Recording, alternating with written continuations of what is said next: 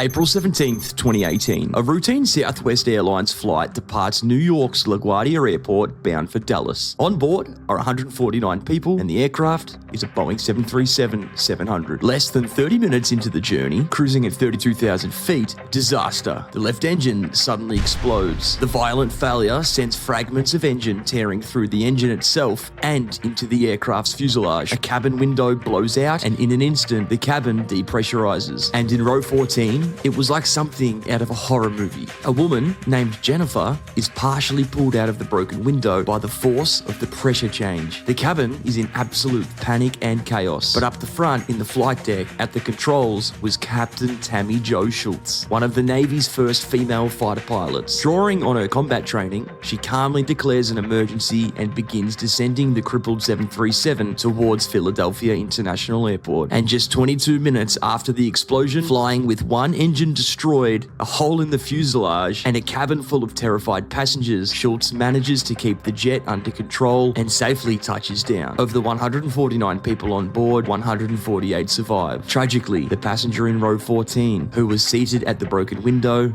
was the only fatality. Investigators quickly get to work and discover the cause was due to a fatigue crack in the fan blade that had gone undetected during inspections. Similar failures had occurred before, prompting improvements in testing, including new technologies that could detect cracks that were not visible to the naked eye. This unbelievable incident is a reminder of how even the smallest defect in aviation can lead to absolute catastrophe.